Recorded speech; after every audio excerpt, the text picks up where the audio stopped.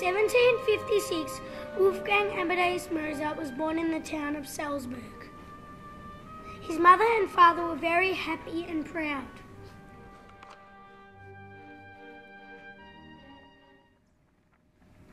Mozart's father, Leopold, was an excellent musician and often gave violin performances.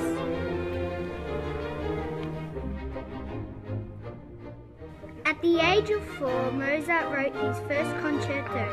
At first, his father thought it was just dots and scribble on the page, but then he realized they were actually notes.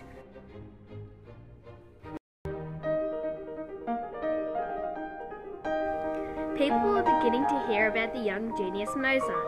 When he was only 6 years old, his father took him to the Imperial Palace in Vienna, where the little boy performed for the court. Mozart even played with a blindfold on. People were really amazed.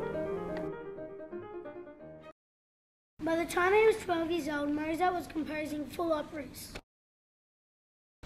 When he was 20 years old, Mozart decided to leave his family in Salzburg and travel to Vienna. He hopes that the people there would love his music.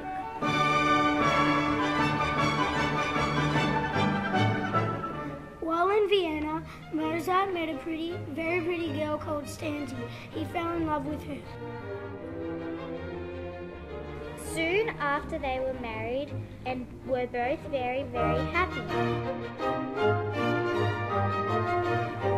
In Vienna, Mozart wrote many famous pieces of music. His operas were performed in theatres and word spread quickly about the talented young composer. Sadly, many other composers were jealous of Mozart's talent and spread untrue rumors about him. Although his music was brilliant, Mozart didn't make much money and he became very poor.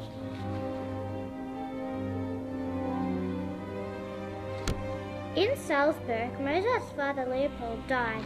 Mozart was overcome with sadness. He had loved his father very much. After the death of his father, Mozart was haunted by the memory of him. Mozart was becoming very weak and ill, but finished writing his opera, The Magic Flute. Mozart then began to compose one of his most famous pieces of music, Requiem. He wrote the Mass in memory of his father, even though he was very sick. Sadly, Mozart didn't get to finish Requiem and died before it was finished.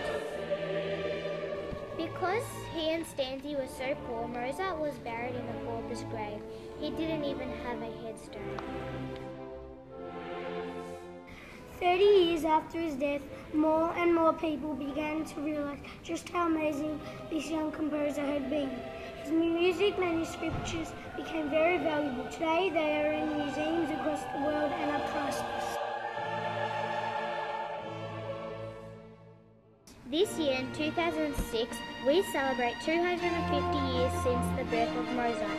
His music is loved all over the world, and we hear it every day in movies, theatres, on the radio, TV. The music of Mozart is still all around us.